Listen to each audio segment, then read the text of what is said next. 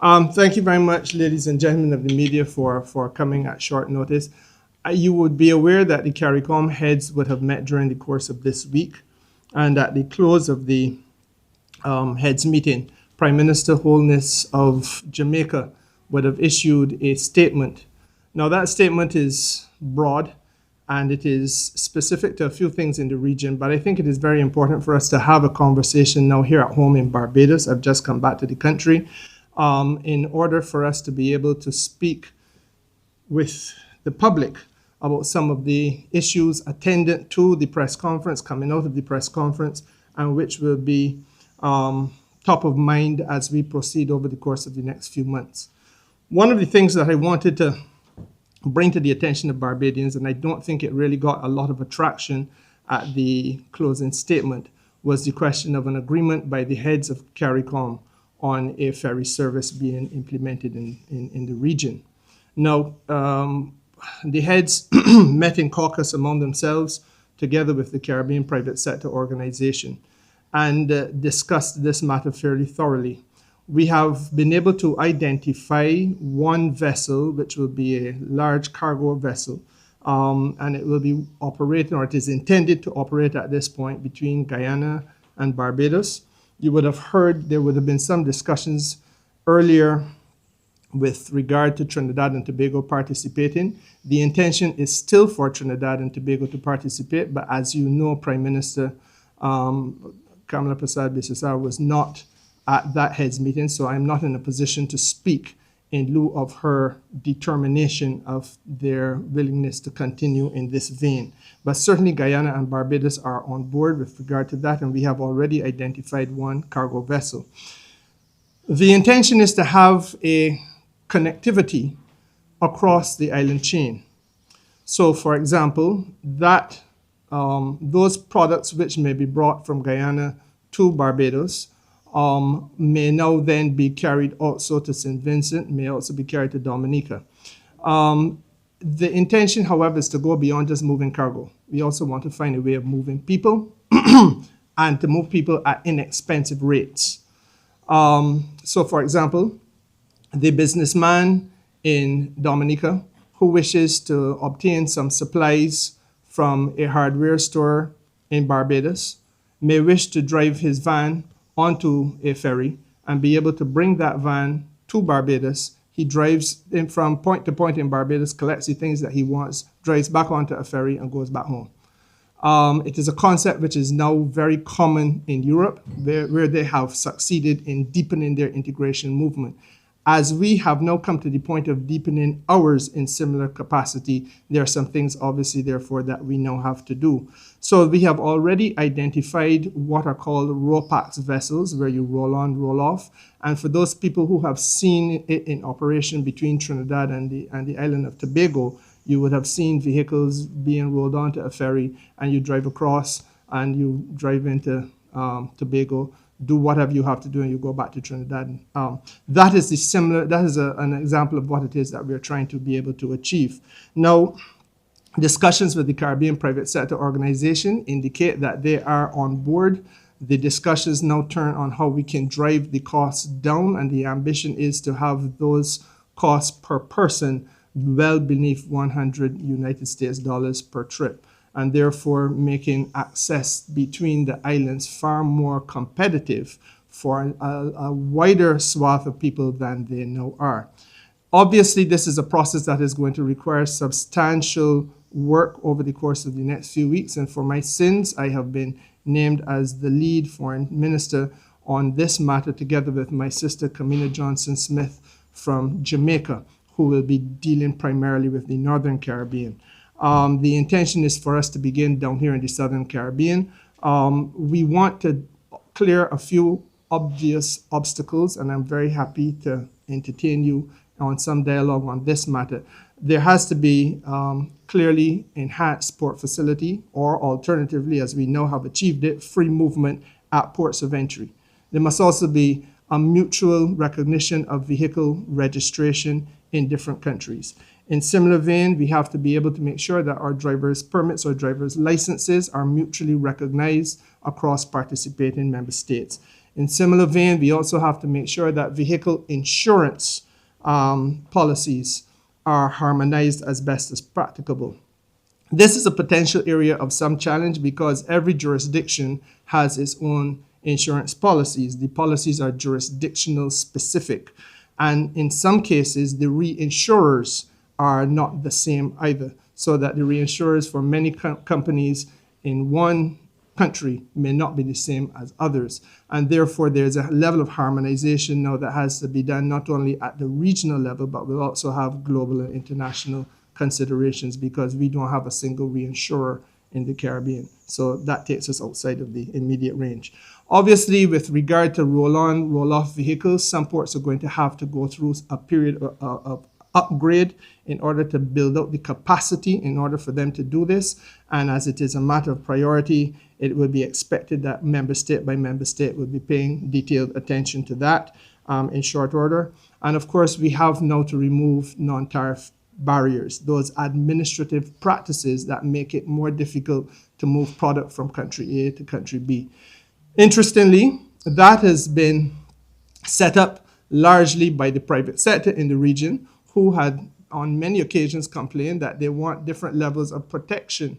And so now it is the private sector which is saying, to make this happen, we have to remove some of those protections which we previously set up. So it is happy news that once again, the flow and speed of business in the region may become better and easier for the average person. And of course, I don't want to give you an exhaustive list, but just to give you an understanding of those things that we are prioritizing, there has to be also enhanced customs clearance at the ports of entry. So once we are able to get those things done within the next months, then this idea can become a reality. You will recall that it has been a dream now talked about for many, many years. And I am pleased to say that coming out of this particular Heads of Government Conference, we've been given the green light together with the Caribbean Private Sector Organization, which is fully on board for the first time in order to drive this process forward.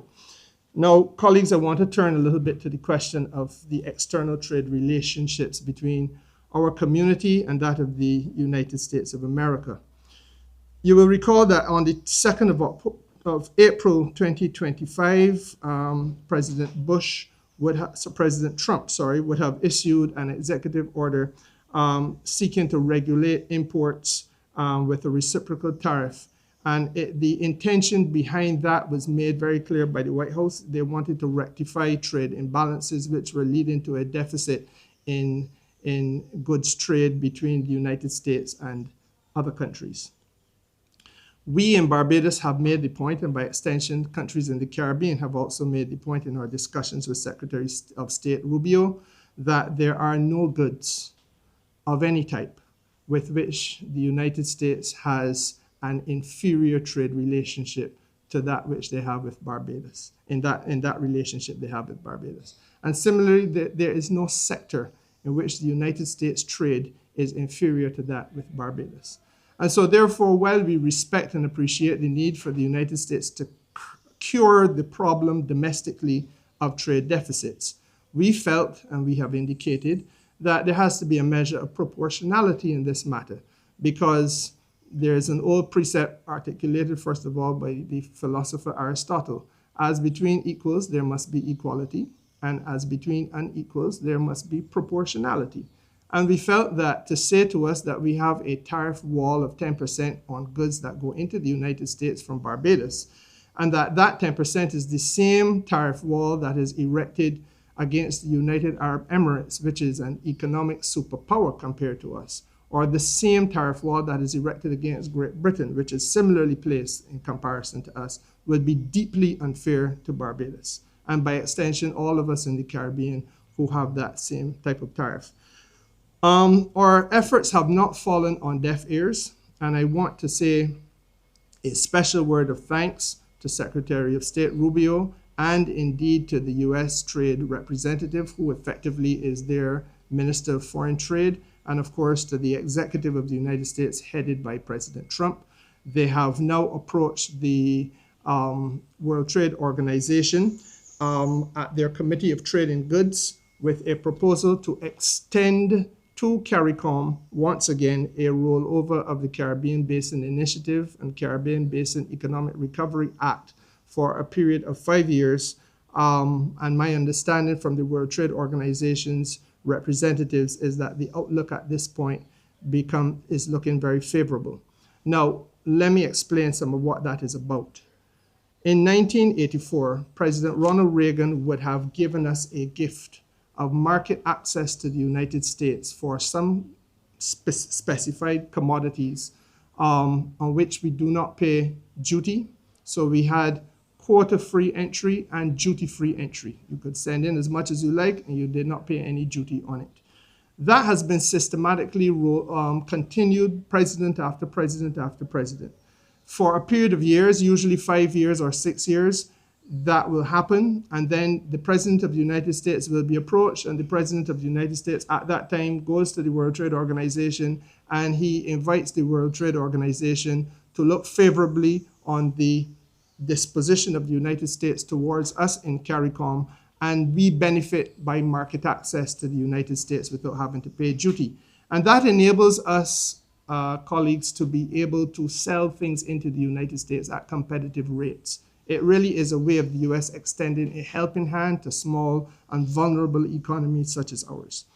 Obviously, by the impositions that were made by the executive order of the 2nd of April 2025 with regard to the introduction of reciprocal tariffs, that whole scenario was threatened and perhaps would have changed.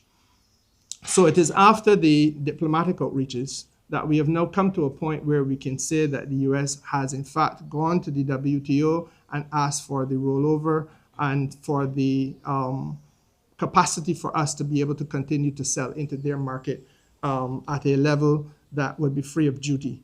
Now, we have not yet received from President Trump the proposals on what the specific duties will be. If you are following the international news, you would have heard during the course of the last few days that President Trump has indicated that every country is going to be written with respect to this question of what the future tariffs will be at the port of entry in the United States. We have not yet received any letter, but I do know that there are some larger entities, for example, Canada and so on, who have indicated that they have received their correspondence. I want to take the opportunity to say that the heads of government meeting in subcommittee on external trade, and I participated in that meeting, are very clear that we must now act in a more mature way, and that perhaps the time has come for us to take our trade agreements a lot more seriously on a country-by-country basis, and I speak now specifically to us in Barbados, and equally on a regional basis for all of us in CARICOM. It is not the happiest set of circumstances that you wait on a president of a foreign country to extend to you goodwill and to say to you, I am going to take pity on your economic vulnerability, and so therefore I am going to go to the World Trade Organization on your behalf and ask them to alter their rules so as to allow for you to be able to enter my market with your goods. That is essentially where we are with the United States. It was, as I said, a gift by President Reagan. But the question now must be asked of all of us, are we satisfied given what we have seen in recent times as to what can take place? Are we satisfied that we do not now need to have a more secure legal footing? In other words, a trade agreement in which we identify those areas where we feel we are very competitive, and in some cases in the Caribbean, we are globally competitive, and obviously the tourism industry is one of them. And let us therefore try to have that level of conversation with other countries as opposed to expecting perpetual and unceasing goodwill to be extended to us. That is really the issue. And I think it is something that as a country we must now reflect upon. I say just for the purposes of demonstrating how serious this issue is, that we enjoy the same relationship with Canada. Canada's Prime Minister Mulroney would have given a similar type of market access to us on similar terms. In both cases, that which exists with the US and with Canada, they are in defiance of the global trade rules. It is non-reciprocal in nature. In other words, we benefit, but they don't in a similar way. And the question will at some point be asked by somebody, either in Canada or in the United States, how long are we going to continue to offer this to the Caribbean countries? And for how long will the Caribbean countries be expecting that they will just benefit from this goodwill indefinitely?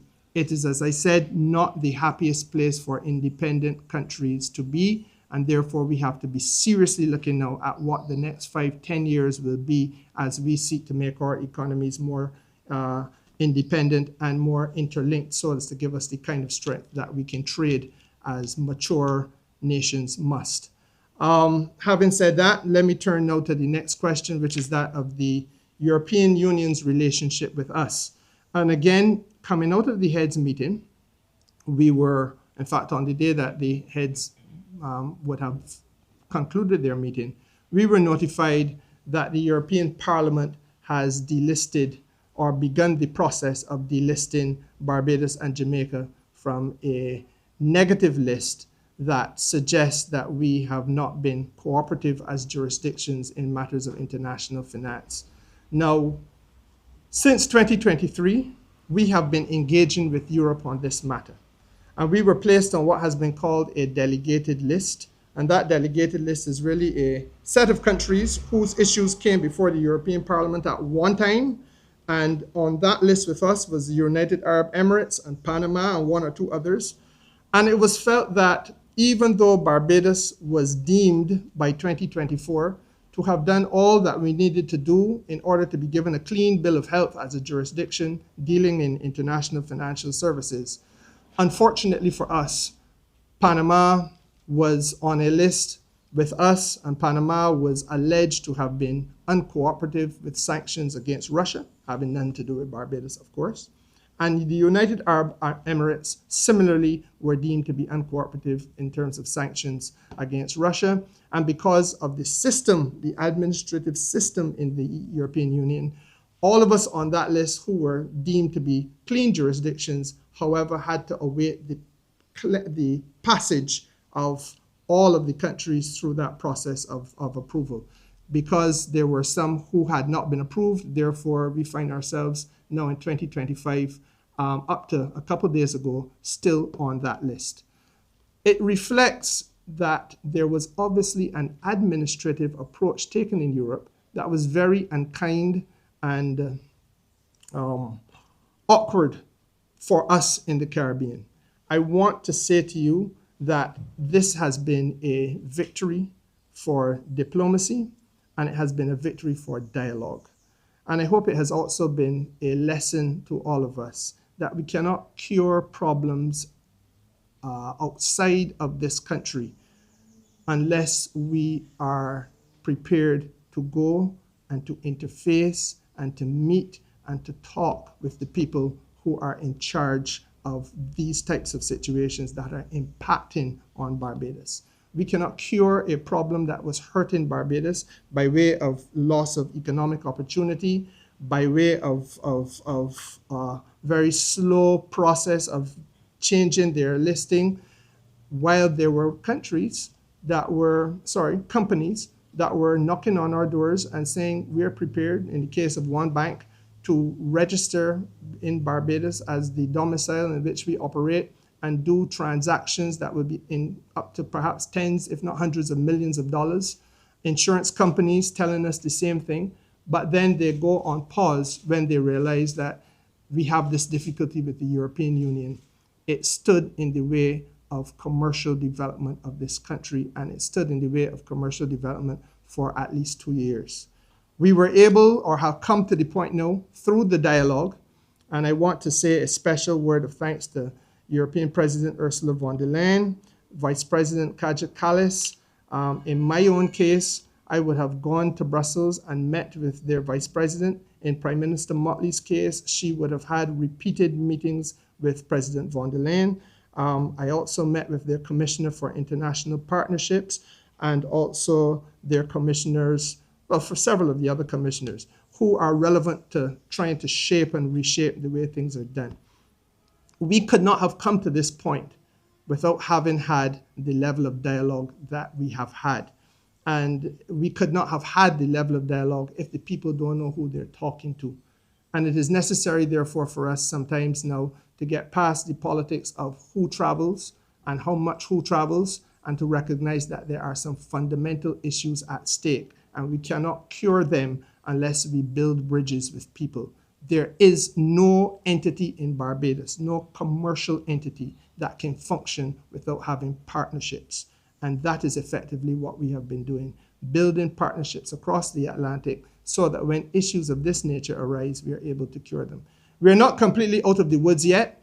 There is still another stage to go within the European Parliament structure, where within the next few weeks, up until sometime in August, there is an opportunity for a plenary session to be convened of the members of Parliament, which is a full session. It is not now scheduled, but if there are objectors to us coming off of the list, and I say us because Jamaica is in a similar state of affairs, if there are objectors, then that session would have to be convened and the case would have to be heard further.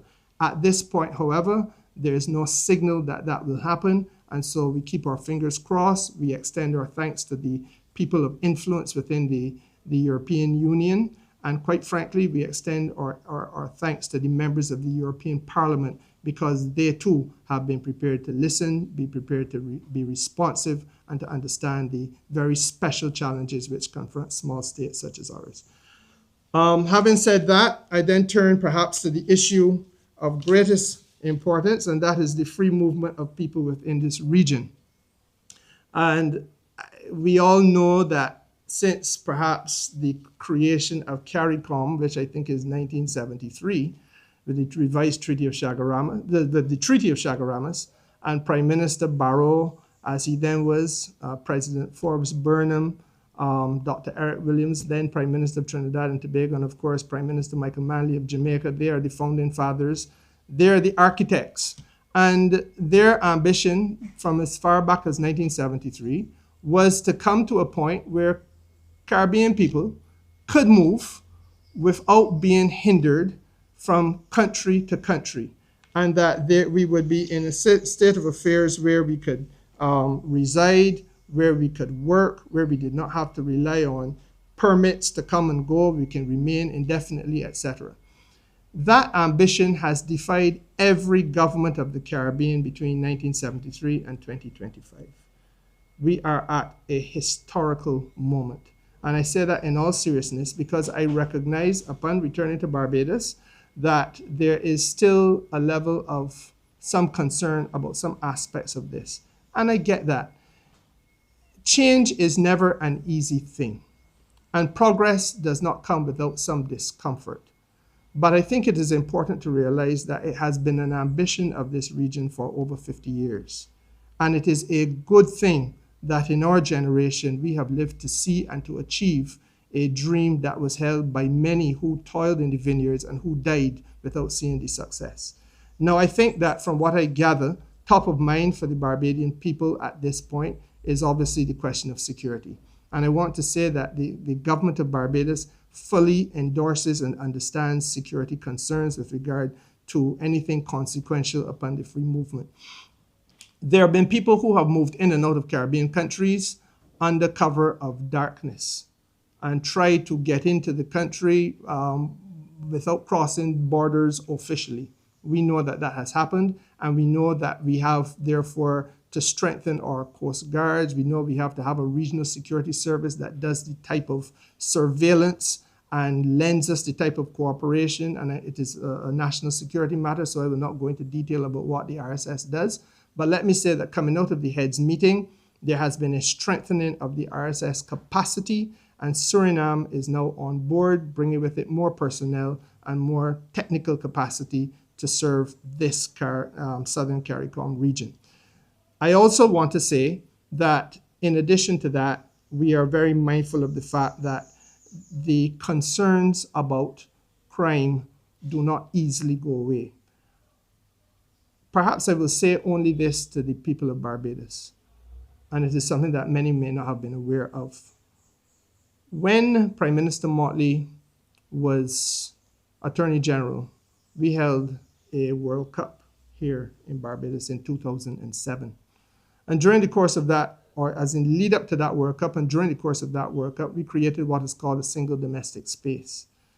And the legacy of that single domestic space still exists, whereby passengers on official aircraft, passengers, when I say official aircraft, private and commercial, passengers who are arriving by sea are all scrubbed against a list which is internationally recognized. I want to say that Interpol, U.S. Customs Border Protection Agency, are the entities with whom we work, so that in many cases we are aware of people who have criminal convictions. We are aware of who has been suspected of certain types of activity, even as that person is about to board an aircraft. I don't, again, wish to dwell too much on matters of national security, but I want for the public to take into the confidence of, or I want the public to take us into their confidence that matters of security are top of mind as we go forward in this, and that the movement of people by legal means should not be seen as a threat or an impediment to the progress that we must make. I recognize that there will be those who will always try to do those things that are illegal, and therefore it is necessary for us as a community of states to deepen our cooperation in the fight against illegality. Coming out of the Heads of Government Conference was also another matter about which perhaps some assurances should be given. And again, because they touch on national security, I will tread very delicately. The Chief Justices of this region all met together with the heads of government in an extended caucus meeting. And there has been a sharing of perspectives. There has been a sharing of concerns. There has been a sharing of best practices.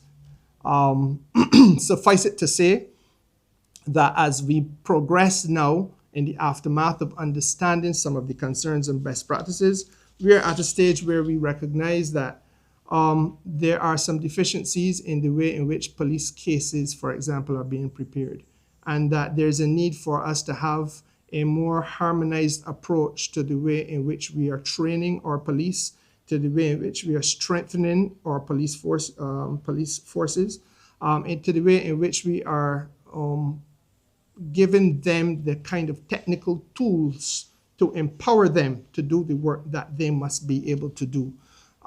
Intelligence in these matters is very important, and they must be all equipped better in terms of intelligence. Coming out of the heads meeting also is an appreciation that, and we've seen it in Barbados, there are people who have had their cases thrown out of court, largely because the quality of the evidence adduced by the prosecutor is not of a satisfactory nature, and therefore it would render it unsafe for a criminally accused person to be placed before a jury. The quality of evidence and the preparation of case files, etc., has been a technical difficulty, and we have worked through some of the issues that have to be looked at, including better training. The regional training center here in Barbados is now going to be used as a regional center of excellence as we collaborate more deeply with international agencies such as Interpol, and Interpol now has an office established here in Barbados so as to enable us to be able to dig more deeply into some of the weaknesses in our system and to correct those systemic weaknesses as a matter of first priority. I take time to say these things because I want the country, as I said, to be taken into our confidence. We recognize that security is a matter of first priority. We recognize that there are some things that have to be done in order to make our protection of our citizens a far more robust process. Those matters are not unique to Barbados. They are common across this region, and this region has taken a determination at the level of the heads of government during this meeting to correct that deficiency. So without wanting to go much further on that particular matter, as I said, I don't want to delve too deeply into national security issues. That is where we are with respect to the heads of government meeting, and if there are any questions, I'm happy to field them now.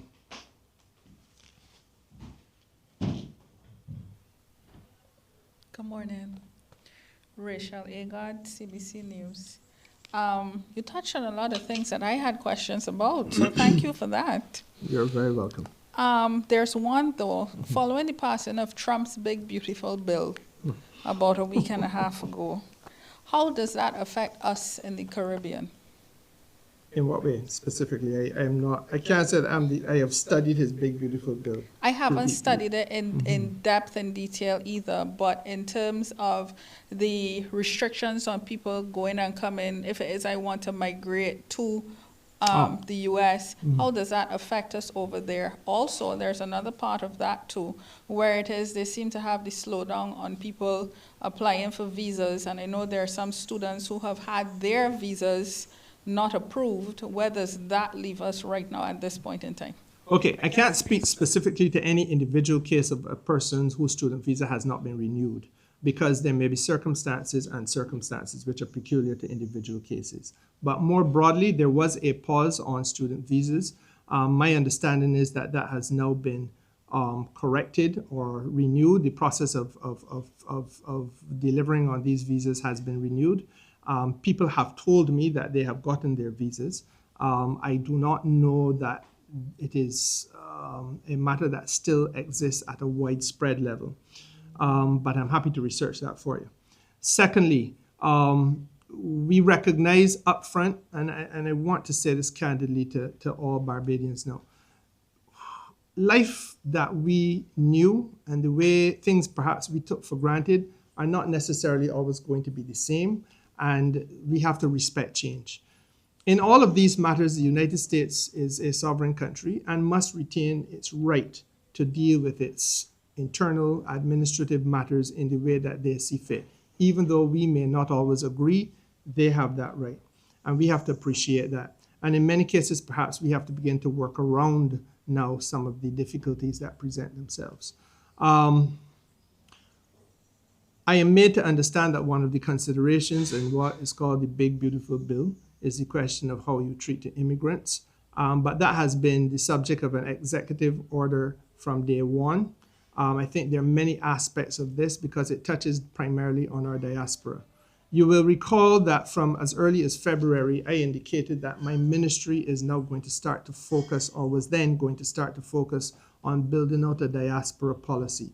That is still the position of Barbados' Minister of Foreign Affairs. I think it is critically important that we do not wait on the goodwill of others, but that we put ourselves in a position where we can help Barbadians who are in circumstances of jeopardy, who live overseas. It is not only a problem in the United States of America, let me say that. It perhaps is most acute in the United States of America by way of what is articulated, but there are challenges which present themselves now to our diaspora communities in other parts of the North Atlantic as well. And this is simply because the North Atlantic now is looking very inward, and there are many political figures in the countries of the North who do not look favorably on the diasporic population. And frankly, as you hear it openly said, in America, you have an America First policy. There are those who would want to have a Britain First policy. We saw in the German elections that there were those who were very hostile to the immigrant communities in Germany. And frankly, the leader of the opposition during the course of the last election in Canada had a public posture that was not entirely friendly to diasporic community. So therefore, let us be real. The circumstances in which we live have been changing, and it is necessary for us now to have conversations that perhaps we have never had before. And that is why the Ministry of Foreign Affairs is working on a diasporic policy. And what should that policy look like? We have to think in terms of how best we can lend some measure of support and assistance to people who may be found in circumstances where a man may have gone to the United States and, as we know very often happens, may not have made himself perfectly right with their system. However, he has gotten married or has now lived with an American citizen, and that American citizen and him have now gotten 3 children. And in the last 20 years, he's been up there, though not having made himself perfectly right. There are 3 children who are now in school, and there's a house that has to be kept over their head, and there's question of their health care, etc. If he is taken up and arbitrarily thrown into a dragnet that disrupts the stability of that home, there are children of Barbadian descent who are impacted. And the question must now be, how can we relate to that? Now, I don't think anybody would realistically expect that we can lend financial assistance, but what we must be able to do is to give guidance. What are the protective services? How do you access those services? How are agencies such as the Southern Poverty Law Center and others, which are designed to lend assistance to people with a reduced capacity to defend themselves, how are they going to be brought on board to lend assistance to people in our diaspora? These are some of the considerations that we've never had before, but frankly speaking, we must now have. And those are the discussions that I'm having with people in our missions overseas. Glad you brought that up. Which leads to my next question. Okay. So now that Mr. Trump is on his whole mass deportation exercise, has Barbados had any of those deportees? And if yes, you can say what the number looks like? No, we have not had any brought to our attention at this point. I have, however, spoken to the U.S. Charge d'Affaires because, as you would be aware, our previous U.S. ambassador was recalled immediately upon President Trump coming into office. The Charge, myself, my permanent secretary, and the Director General of Foreign Affairs have come to an understanding that what we would want to have is a dossier on any person who is being repatriated, but deported from the United States to Barbados under those circumstances. Why do we want a dossier? We want to be able to have sufficient advanced knowledge of who it is that is coming back. We want to be able to be sure that if that person needs assistance with housing, that we're in a position to deal with that. We want to be able to be sure that if that person is deported in circumstances where they have a criminal record, what is the nature of the criminal record, how serious have been the crimes and the criminal offenses committed, and therefore that enables us to do the kind of national security considerations that we must do in order to ensure that that individual is not just reintegrated into the society and we do not know what they are capable of or have done or what connections they have, but rather that we manage the reintegration process in such a way that they do not become a threat to the wider community themselves. Those are some of the considerations that we have been discussing. That is the broad nature of the agreement that we have come to. And frankly speaking, we haven't been able to implement any of it yet because we have not gotten anybody, to the best of my knowledge, thus far. So then that doesn't only hold for people coming from the United States, since this is a new thing, but this will be across the board for anybody who is brought back? Yes, and we would want to have that relationship. That is effectively the best practice. That is certainly my understanding of how Jamaica operates, and Jamaica has had several persons. But again, that is not a new thing for Jamaica. They've been in this set of circumstances for a little while. What I would take the opportunity to say, though, Rachel, is this, and this has come to my attention, and I have spoken to the individual involved in no uncertain terms. And I happen to know that your previous publication house had done a story on this matter. There are several hundred Barbadians who now find themselves arriving at Canada's doorstep and claiming to be refugees. I do not know that in all of those cases you will not find anybody who can make out a case to say that they may be legitimately defined as a refugee. But I know that many of them are not. And they go there with a view to trying to benefit from what at that time has been Canada's very lavish social security provisions. So they hear that you can get access to housing fairly easily and that you may be set up in a job, and they say, oh, wow, this is great, let me try to do this. Not understanding that these things are for a very finite period of time and that at some point now you are going to be thrown into the open society if in fact you are deemed to be a refugee, because research is done on you even after you've come into the country. And it has come to pass that there are one or two people who've now come to me to say, well, Minister, can you help us? Because we went up there as refugees, and now the Canadians are saying that we have to leave, or that there is a problem with our status as a refugee, and can you help us, having given up a Barbados passport, come back into the country and be the Barbadian citizen once again? And I have had to say that, in every case that people do this, they are now doing serious injury to the reputation of the country. And they do serious injury to the confidence that the Canadian government can have in Barbados. And it is perhaps people see it as a personal privilege to be able to try that, but it is also a serious consequence to the wider Barbadian community and the reputation of Barbados as a jurisdiction. These are some of the things that people do, the games people play, but on one hand, you can't ask for government to be helping you and protecting you when you have difficulty overseas, when you yourself do injury to the country overseas for your own narrow personal ambitions. And bringing it back a little closer to home, with the free movement, I know it is these 4 countries alone. At present. 2 others have signed on to it, but they have asked for an extended period within which to get some adjustments put in place. For example, you have access to public education at a primary level and secondary level, so you may wish to do some increase the number of schools, for example. Or in terms of public offered health care, you want to make sure that you have the administrative systems to make sure that that works smoothly.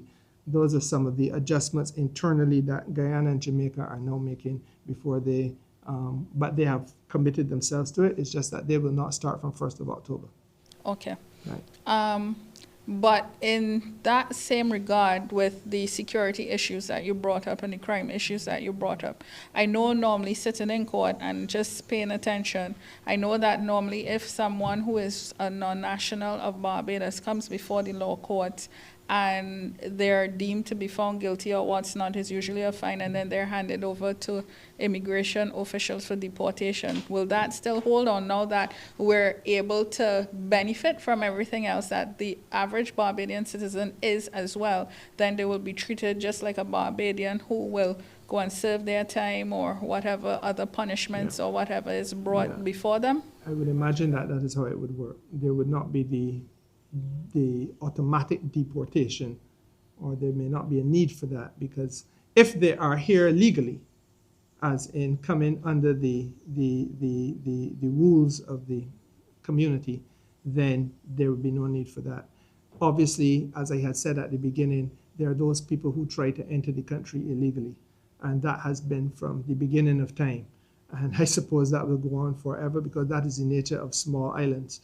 But if you are here legally, then yes, your question would be yes, they would be dealt with within the normal system. And finally, so beginning the 1st of October, I am from wherever one of these countries that are able to benefit from the free movement. So I come and I just decide, all right, from the 1st of October, I can pick myself up and go to Barbados and look for a better life. So I come over here and I set up shop. But I don't have a job lined up. I don't have anything like that. But in the back of my head, I am able to benefit from everything else that the average Barbadian citizen is able to benefit from. How does that work? But I don't think it could work, because you would have to be a very silly person to pick up half and home and just move, and you don't know what you're going to do, you don't know where you're going to live, you're going to hope for the best. I mean, I'm not going to say that there may be a person who will do that, but I don't think that would be the smartest person, because there's really, in effectively what you're saying, you're leaving where you are, and I presume you may be employed where you are, to go to be unemployed and sit down and hope that somebody would notice you. Well, Rachel, that ain't gonna happen. It's not practical to expect. Yeah, but there's no, you're not being offered brighter pastures. You're being offered job opportunities. You're being offered educational thing for your children. You're being offered public health assistance if you get sick. That's basically the extent of it. And equally, let us not, though, I know the temptation. The temptation is to look for every fault that we can find in it. But I want also for Barbadians to see the opportunities in this, because we are at a level of economic development in this country that right now is a trajectory point higher than where St. Vincent is and where Dominica is and where Belize is. That is not to say anything negative about those countries. It is just to say that Barbados has been able over the years to achieve a heck of a lot in terms of our developmental growth. It is an opportunity for Barbadians as well to be able to help carry some of those countries to the point where Barbados is. And that means that Barbadians who have skills, Barbadians who have job experience, Barbadians who have know-how, now have opportunities, not only here, but in other parts of the Caribbean, for them now to do some of the things that have brought them personal success and personal upward mobility. And there are a lot of Barbadians of all walks of life. I'm not only speaking now about the professional class and so on and so forth. There are business people in Barbados who can now say, boy, you know, I set up a little pool cleaning business and I was doing my thing on the West Coast. And it get a little crowded. But I can hold on to my West Coast market. I can employ some people to look after that here on the West Coast and then be going around the houses, cleaning the pools, etc. But why do I not break into St. Vincent? Because St. Vincent is going to be growing and St. Vincent will be having more hotels and St. Vincent already has a lot of villas and so on. And maybe I can compete over there and expand my business and expand everything that I'm doing. And it is that kind of approach that I think now we have to look at, as opposed to worrying about the individual, the unlikely soul who is going to leave all out in Belize to come and sit down in Barbados and they know nobody at all and stop in the house and hope that one day somebody can come and knock and give them something. Not likely to happen. All right. Just one question. Yes. You mentioned earlier in I terms thought of... you weren't going to ask questions. I thought you did. But generally, though, you just took a Barbados delegation to Brazil. Yes. How much of that trip was in response to the instability that we're seeing in tariffs and shipping? A lot of it. The trip to Brazil was really turning on the cost of living concern that we have in the country. And we felt that we would be able to identify out of Brazil a way in which we can help bring down the cost of living, certainly by being able to access some foodstuffs primarily. Brazil is exceptionally competitive, for example, in beef of all types. And that's really where the interest of the government is. Obviously, Brazil is also very competitive in things like poultry and pork, etc., but that is not so much a challenge for Barbados because we are almost self-sufficient in those things. Equally, fruits and vegetables, again, Brazil is very competitive. And Guyana has been able to create what we call a partial scope agreement. And that simply means it is a trade agreement that is limited to a few concrete things, among them the same products that I just talked about.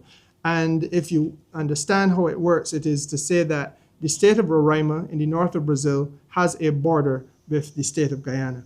And effectively, they just drive across the border with the product, so it's into Guyana very easily.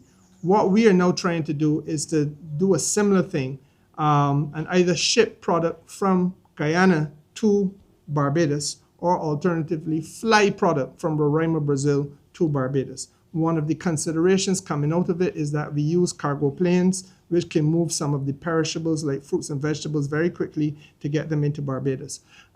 We also recognize that the prices are substantially lower, and so therefore there is a tremendous opportunity now for some Barbadians who are doing things with fruits and making natural juices to be able to find a raw material, a source product, very inexpensively, and then we do the value added here and be able to have a product which can be sold not only in Barbados but into the wider region. So there's a manufacturing opportunity or a food processing opportunity which is also there as well. And then as you know, this government has created an International Food Sciences Terminal. I think it is in Newton.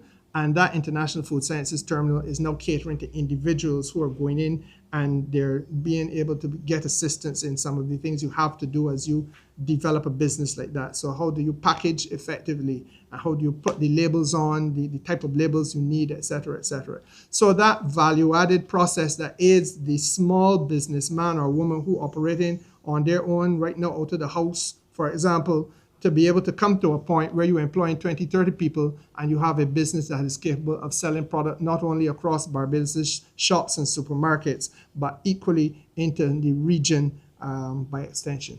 That's really what that is about. Minister, before you wrap up, just clarify two things. In relation to the CARICOM movement, is it reciprocal between the 4 countries? Yes. So the others, it is not like somebody No. from another, okay. So that's You have not signed on to it. You don't benefit from it. Your nationals will not benefit from it. If you stop from afar and look and see how good it's working between St. Vincent and Barbados and you get jealous, as I suspect they will, then you will hurry up and get on board. But it is not for everybody who has not signed on. And let me say equally, that also should give some confidence to the Barbadian people because we're out of the gates early. And the opportunities we have now to make our own personal investments in other countries is something that is not, you're not getting competition from a wave of the rest of CARICOM. So, there's a basic principle in economics. It's called first mover advantage. And if you move early, the early bird catches the worm. okay. And the second point, Larry, you mentioned the Suriname. Yes. And you said they're now connected To the Regional Security Service. Are they now a member? That we wanted the absolute. They're now going to come to become a member. Yes. So the commitment was given by their representative at the meeting of heads that they will now join the Regional Security Service. As you know, the Regional Security Service is very critical for us in terms of the policing of our maritime space and getting intelligence about movement of criminals and related types of activities. And it is strengthened by having more countries and more capacity come on board. One more thing for clarification. Yes, ma'am. The education part of it, where it is from, you said just primary and secondary school, but does this extend to UE as well? So if I come up from Dominica or St. Vincent and I want to become a student at Cave Hill? At this point, it does not, because the university system would now have to be brought into this discussion. In order to start to make it work, we did the things that give us a threshold for entry. You obviously want in every country not to have children that are not going to school, so therefore give them primary education, public primary education. It doesn't stop if a parent has money and wants to go and pay a private primary school, that's fine, and give them access to public education as well. As we go further and as time passes, then you get to higher rungs of the ladder, and we will no doubt want, with some of the discussions into the future, to see how best university can be brought in. One of the difficulties with the university, frankly speaking, is that you have to have the contributions being made right across the region to the university. And if at this point we still have some who have not signed on to this first step, it's very difficult to get them to go to a higher level immediately. So you claim little ground and then you fight the future battle. Claim little ground and fight the future battle. That, as I said though, the victory in this is that we have seen now the realization of the dream of Barrow and Manley and Burnham and Dr. Eric Williams. And it is for us now to carry that torch a step further. Okay? All right. Any other questions, folks? If not, thank you very much. I'm told that Roy wants to buy everybody pudding and sauce, so let us turn to that.